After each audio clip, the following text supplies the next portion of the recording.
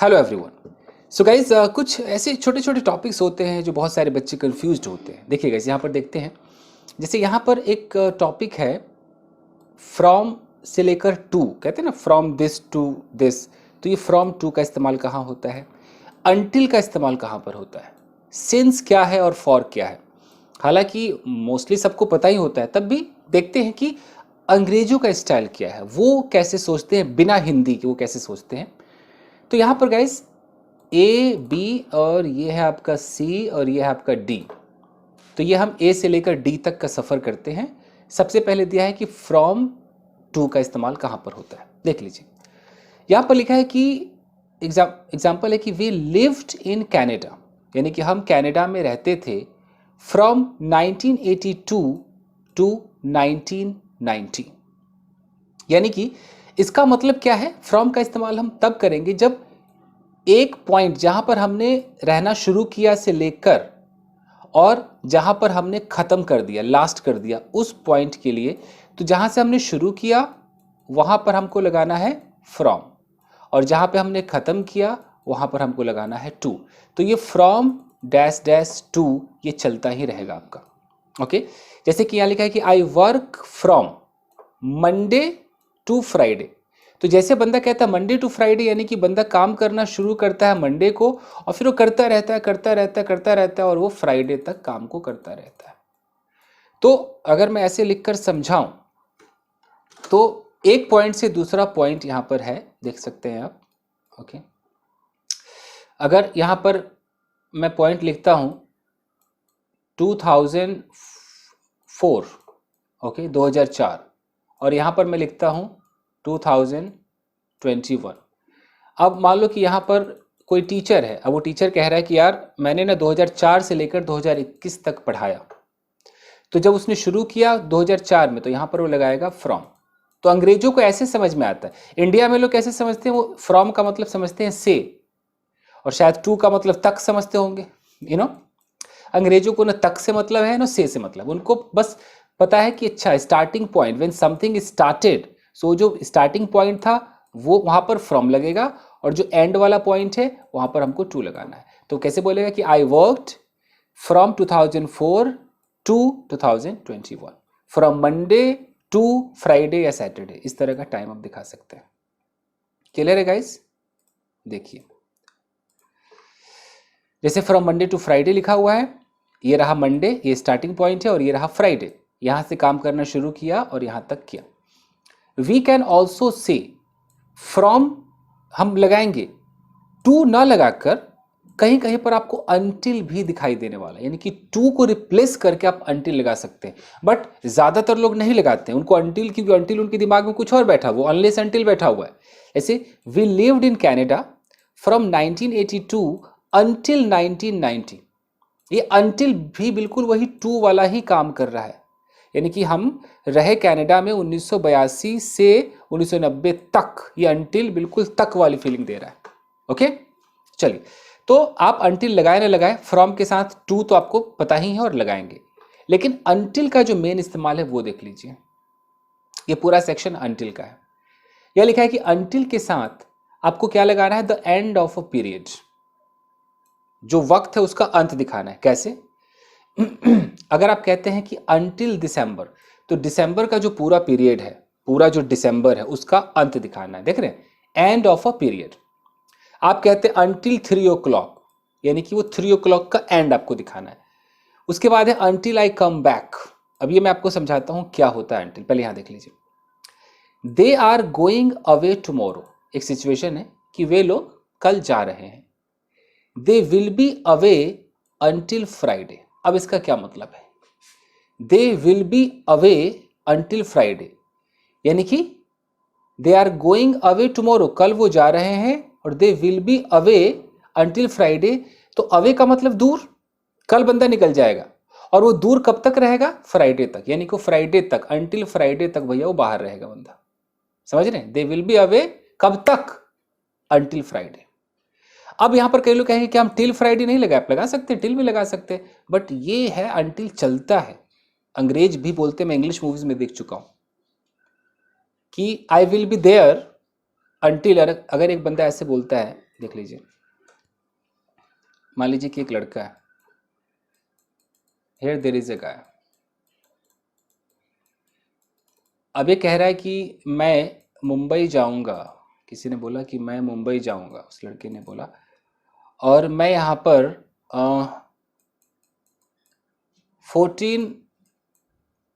14 जनवरी तक रहूंगा। तो अब ये इंग्लिश में कैसे बोलेगा? मैं 14 जनवरी तक रहूंगा, ये आराम से ऐसे बोल सकता है कि I will be in Mumbai. वो यहाँ पर अनटिल लगा सकता है, अनटिल 14 जनवरी, यानी कि 14 जनवरी तक, अनटिल एंड ऑफ दैट, 14 जनवरी पे जाके वो एंड करेगा।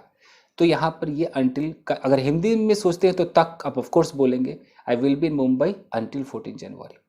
यहाँ पर कई लोग कहेंगे हम अनटिल नहीं, अच्छा नहीं लग रहा है, तो ठीक है भैया, आप टिल तो आपके पास है ही, I will be in Mumbai till 14 January, कौन काट रहा है, सही तो है, बट आप अनटिल भी लगाते हैं और अंग्रेजी लोग लगाते ही हैं, ठीक है जी, ओके। और वो फ्रॉम से टू वाला क्या था? आपने बोला कि मैं मुंबई में 2 जनवरी से लेकर 14 जनवरी तक रहा, तब आप लगाइए फ्रॉम, कि आई लिव्ड या आई स्टेड कह लो, आई स्टेड इन मुंबई, आप यहाँ पर लगाइए, एक मिनट, मुंबई फ्रॉम कर दीजिए, उस पर्टिकुलर स्टार्टिंग पॉइंट को दिखाइए फ्रॉम से, कि फ्रॉम मान लो 2 जनवरी से आपने रहना शुरू किया, तो फ्रॉम लगाइए स्टार्टिंग पॉइंट, और एंड वाला पॉइंट क्या था आपका 14, अब 14 एंड दिखाने के लिए आपके 2 ऑप्शन है, 2 लगाइए या अनटिल लगाइए, तो फ्रॉम 2 जनवरी आप चाहें तो 2 लगा सकते हैं, टू 14 जनवरी ऐसे भी लगा सकते हैं, और अगर आप चाहें तो 2 ना लगाकर आप अनटिल भी लगा सकते हैं, आपको फुल अलाउड है। I stayed in Mumbai from 2 January until 14 जनवरी, और नहीं अनटिल लगाना है तो टिल भी कई लोग लगाते हैं, आप लगा ही सकते, बट फ्रॉम के साथ 2 99% मैच करता है और ज्यादातर 2 ही लगता है, ये भी एक फैक्ट है, ज्यादातर आपने देखा भी होगा।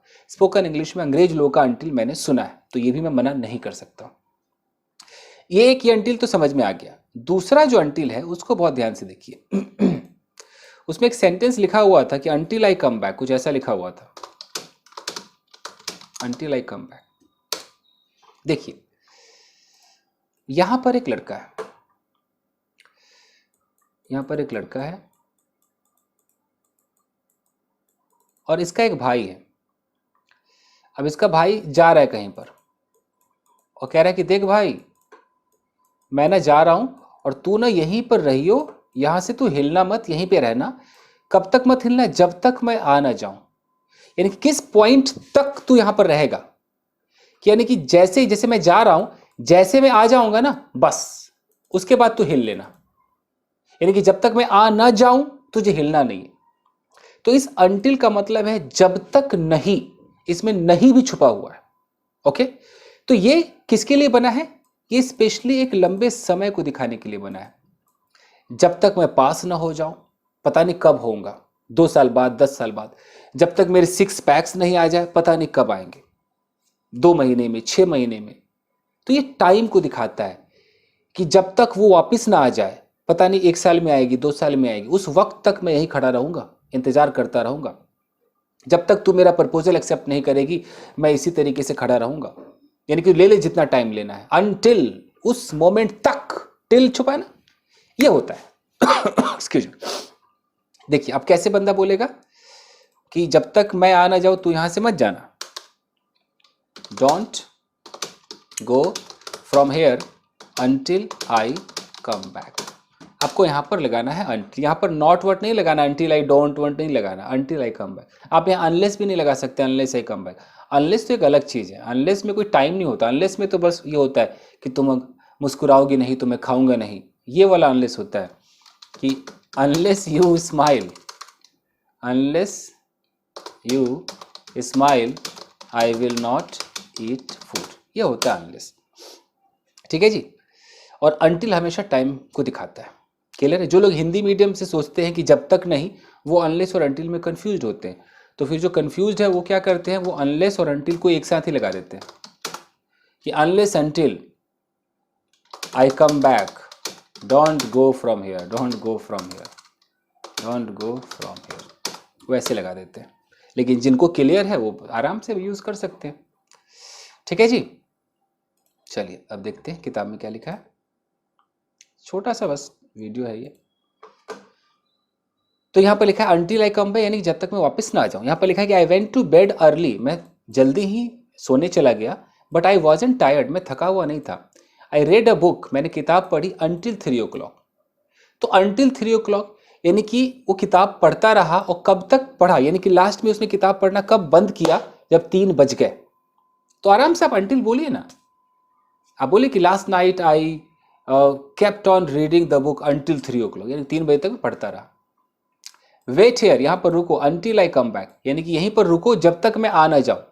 यानी कि तुम 1 घंटा भी रुक सकते हो, 2 घंटा भी रुक सकते हो, तुम वो सारा वक्त ले लो, उस वक्त तक तुम रुके रहो जिस पर्टिकुलर वक्त पे मेरी एंट्री ना हो जाए, जब तक मैं आ ना जाऊं। ये अंटिल है, ये अनलेस नहीं हो सकता है। ओके, अनलेस तो एक शर्त होता है, अगर तू नहीं आएगा ना मैं चला जाऊंगा, ये तो शर्त होता है। ठीक है, हिंदी में दोनों का मतलब एक ही जैसा है ना, इसलिए लोग कंफ्यूज होते हैं। यहां लिखा है यू कैन ऑल्सो से टिल, मैंने कहा था ना कि अंटिल की जगह आप टिल का भी इस्तेमाल कर सकते हैं। Wait here till I come back, ये दोनों एक मतलब रखता है। लेकिन आप इसमें जो हम ज्यादातर बोलते हैं कि जब तक सूरज उग नहीं जाता मैं हिलूंगा नहीं, वो अंटिल ही ज्यादा बोलते हैं, टिल नहीं बोलते, बट यूज कर सकते हैं। अब यहां पर कंपेयर है कि how long will you be away, कितनी देर तक तुम अलग रहोगे। बंदे ने बोला अंटिल मंडे, यानी कि मंडे तक मैं दूर रहूंगा। Okay, when are you coming back, कब वापिस आ रहा है भाई, ऑन मंडे। तो फर्क देख लीजिए ऑन मंडे और अंटिल मंडे का, अगर कोई कंफ्यूज आपको कर दे, फर्क देख लीजिए। अगर हम कहते हैं ऑन मंडे, तो ऑन मंडे का मतलब है कि मंडे को ही, जैसे कि मैं मंडे को यहां पर आ जाऊंगा, I will come here on Monday, यानी कि मंडे को मैं यहां पर आ जाऊंगा। ठीक है, तो यहां हम ऑन लगाएंगे जब उसी दिन कुछ होगा, मंडे को ही कुछ होगा, यार वो मुझे मंडे को मिलेगा, he will meet me on Monday. तो यहां पर ऑन सही है, लेकिन अंटिल मंडे कब होगा, अगर मैं बोलूं अंटिल मंडे, तो इसका मतलब है कि आप ये दिखाओ कि मैं वहां पर उसके घर रहूंगा मंडे तक। मंडे तक यानी कि मान लो कि आप शनिवार को गए और कह रहे हो कि शनिवार को मैं गया और मंडे तक मैं उसके घर रहा, तो आप कह सकते हो कि I stayed there until Monday, आप ऐसे बोलोगे। तो ऑन और अंटिल का फर्क तो साफ दिख रहा होगा आपको। आगे देखें, अब यहां पर सिंस है, बस फटाफट खत्म करते हैं। अंटिल समझ में आ गया बॉस, अंटिल एकदम क्लियर है। अंटिल 2-3 तरीके से आपने अंटिल देख लिया, फ्रॉम के साथ भी अंटिल लग रहा है, खाली अंटिल भी लग रहा है कि मैं मंडे तक आ जाऊंगा, ट्यूसडे तक मैं वहीं रहूंगा, I will stay there until Tuesday. Okay, मैं मंडे तक इस काम को कंप्लीट कर लूंगा, I will finish this work until Monday. और एक है कि जब तक मैं आ ना जाऊं, जाना नहीं है कहीं, you don't go anywhere until I come back, तो आप ऐसे भी यूज कर सकते हैं। अब है सिंस का इस्तेमाल, सिंस में है कि सिंस लगाओ, सिंस के साथ लगाओ a time in the past, past का एक समय दिखाओ, टू नाउ, उस समय से लेकर अब तक कुछ हो रहा है। जैसे सिंस मंडे है, सिंस 1968 है, सिंस 230 है, सिंस आई अराइव्ड। यहां पर 4 तरह के एग्जाम्पल दिए हुए हैं। तो इस वाले एग्जाम्पल में पूरा एक सेंटेंस है, इस वाले एग्जाम्पल में सेंटेंस नहीं में छोटे छोटे टुकड़े। जैसे we use since after the present perfect, यहां लिखा भी है कि प्रेजेंट परफेक्ट टेंस के बाद हम सिंस लगाते हैं, हैव बीन और या तो हैव बीन हैज बीन हो या have done has gone etc में। जैसे कि जॉन इज इन हॉस्पिटल, एक जॉन नाम का बंदा है, वो हॉस्पिटल में है। He has been in hospital, वो हॉस्पिटल में है सिंस मंडे। तो सिंस का मतलब यहां पर क्या, अंग्रेज कैसे समझते होंगे, आप इंडिया में सिंस को क्या समझते हो, आप सिंस को समझते हो से, यही समझते हो ना। अंग्रेजों को तो से मतलब नहीं है, वो सिंस को ऐसे समझते हैं कि अच्छा सिंस मंडे का मतलब है कि फ्रॉम मंडे टू नाउ, यानी कि जैसे किसी ने सिंस बोला तो सिंस बोलते ये लोग समझ जाएंगे कि सिंस का मतलब वो पर्टिकुलर पॉइंट, अब इस पॉइंट से लेकर के प्रेजेंट टाइम तक, ऐसे समझ जाएंगे सिंस का। जैसे फ्रॉम वाला था ना कि फ्रॉम और टू लगाते थे, अब इसमें फ्रॉम या टू की कोई जरूरत नहीं, खाली सिंस लगा दो, बंदा समझ जाएगा। जैसे यहां पर ऐसे समझिए सेंटेंस को, एक्सक्यूज मी। सिंस को अगर समझना है तो यूं समझिए कि यहां पर एक लड़का है, ओके, अब इस लड़के को मान लो कि एक लड़की है और एक लड़की ने इस लड़के को डांट दिया, स्कॉल्ड कर दिया, बहुत बुरी तरह डांट दिया, स्कॉल्ड कर दिया, रेप्रीमेंड कर दिया, डांट दिया, ठीक है। जैसे इसने इसको डांटा, ये जब डांटा, ये एक इसके लिए पॉइंट बन गया। ये डांटना, जिस मोमेंट पे डांटा वो मोमेंट अब पॉइंट बन गया। अब ये बंदा किसी को बोले कि यार इस मोमेंट से, जब उसने मुझे डांटा है ना, तब से लेकर अब तक मैंने कुछ खाया नहीं। जब से उसने मुझे डांटा है तब से लेकर अब तक मैंने कुछ खाया नहीं है। अब ये कैसे बोलेगा? तो जब जब कोई घटना घटेगी ना आपकी लाइफ में, किसी ने आपको डांटा वो एक पॉइंट बन गया, किसी ने आपको थप्पड़ मार दिया वो एक पॉइंट बन गया, किसी ने आपको गले लगा लिया, हग कर लिया, वो एक पॉइंट बन गया। ओके, कोई किसी का एक्सीडेंट हो गया, वो एक्सीडेंट हो गया, वो एक पॉइंट बन गया। ओके, आप जेल चले गए, वो एक पॉइंट हो गया। आपकी शादी हो गई, वो एक पॉइंट हो गया। किसी का तलाक हो गया, वो एक पॉइंट हो गया। किसी का एंगेजमेंट हो गया, वो एक पॉइंट हो गया। किसी लड़की ने आपका प्रपोजल एक्सेप्ट कर लिया, वो एक पॉइंट हो गया। आपका ब्रेकअप हो गया, वो एक पॉइंट हो गया। जो जो घटनाएं घटी ना बॉस लाइफ में, वो पॉइंट है। अब आप जितने भी पॉइंट है ना, ये सारे पॉइंट को अगर दिखाना है कि उस पॉइंट से मैं ये ऐसा कर रहा हूं, तो भैया एक ही वहां पर शब्द लगेगा, वो लगेगा सिंस। सिंपल सा मुद्दा है। आपने अगर मेरे से हाथ मिलाया ना, जैसे हाथ मिलाया ये एक पॉइंट हो गया। अगर किसी ने आपके कान को ऐसे ट्विस्ट कर दिया ना, ये एक पॉइंट हो गया। जब से मैंने ये हेडफोन खरीदा है ना, ये एक पॉइंट हो गया। वो सारा पॉइंट दिखाने के लिए मुझे सिंस लगाना है। अब मैं सिंस लगाऊंगा तो मैं सिंस के बाद क्या कर सकता हूं, आप देख लीजिए। मैं सिंस के बाद एक पूरा सेंटेंस बोल सकता हूं, पूरा एक सब्जेक्ट, एक फुल वर्ब, फुल ऑब्जेक्ट लगा सकता हूं। ये मेरे हाथ में है। मैं ये दिखाऊं कि जब से उसने मुझे डांटा, तो मैं पूरा बोल सकता हूं। सिंस बोलूंगा, उसने डांटा तो शी बोलूंगा, उसके बाद बोलूंगा स्कॉल्डेड, सिंस शी स्कॉल्डेड मी। मुझे फुल अलाउड है। जब से शादी हुई, कहते हैं ना, जब से हुई है शादी आंसू बहा रहा हूं, तो जब से मेरी शादी हुई, सिंस आई गॉट मैरिड, मैं पूरा बोल सकता हूं। सिंस बोला, आई गॉट मैरिड, मैं फुल बोल सकता हूं। तो पहली चीज सिंस जो आपको देता है, वो ये देता है कि सिंस के बाद आप पूरा एक सेंटेंस बोलिए। ठीक है, फाइन। दूसरा क्या कहता है सिंस, कि अगर आपको सेंटेंस नहीं बोलना है तो आप सिंस के बाद एक वर्ड कर दीजिए। सिंस के बाद आप क्या कर सकते हैं, देखिए, जिस वक्त उसने आपको डांटा, उस वक्त मान लो कि 2 बज रहे थे, घड़ी में क्या बज रहे थे, 2 बज रहे थे, 2 PM हो रहे थे, तो आप कह दो सिंस 2 PM। यानी कि जिस वक्त कोई घटना घटी, उस वक्त जो टाइम हो रहा होगा। आप अगर सिर्फ टाइम दिखाना चाहते हो, आप पूरा सेंटेंस नहीं दिखाना चाहते, आप दिखाना चाहते हो कि यार 3 बजे से, भाई साहब 3 बजे से मैं यार कंप्यूटर पे काम कर रहा हूं। यानी कि जैसे ही 3 बजा, जैसे 3 बजा आपने काम करना शुरू कर दिया, यानी कि आपकी एक्टिविटी 3 बजे शुरू हो गई, तो आप टाइम दिखा सकते हो। जिस वक्त ये इसने इसको थप्पड़ मारा, हो सकता है उस वो दिन 16 जनवरी का हो, तो ये 16 जनवरी आ जाएगा, सिंस 16 जनवरी। समझ में आ रहा है? तो ऐसे आप सिंस का इस्तेमाल करते हैं। तो आप कैसे कैसे बोल सकते हैं, देख लीजिए। आप ऐसे कह सकते हैं कि सिंस, मान लो वो दिन सोमवार था, तो आप सिंस मंडे कह देंगे। जिस दिन किसी का एक्सीडेंट हुआ वो सोमवार था, तो सिंस मंडे हो जाएगा। मान लो 2 बज रहे थे, तो सिंस 2 PM हो जाएगा। मान लो कि उस दिन 15 अगस्त था, तो क्या हो जाएगा, सिंस 15 अगस्त। तो ये सब पॉइंट को दिखाता है। अब कोई पूरा सेंटेंस बोले कि भाई 15 अगस्त से मैं अंग्रेजी सीख रहा हूं, तो कैसे बोलेगा, I have been learning English since लगाएगा वो, सिंस 15 अगस्त। वो फॉर नहीं लगा सकता है। क्यों सिंस लगा रहा है, क्योंकि उस पॉइंट को बता रहा है, उस डेट को बता रहा है, फिक्स पॉइंट। 15 अगस्त जैसे हुआ, अंग्रेजी सीखना मैंने शुरू किया। ये होता है सेंस। और अगर आपको पूरा सेंटेंस बोलना है तो फुल सेंटेंस कह सकते हैं कि मैं अंग्रेजी सीख रहा हूं ना, तब से सीख रहा हूं ना जब से उसने मेरी इंसल्ट की है। पूरा बोल सकते हैं कि I have been learning English, एक minute, English since she insulted me. Full allowed है जी, बोल सकते हो तुसी। चलो जी,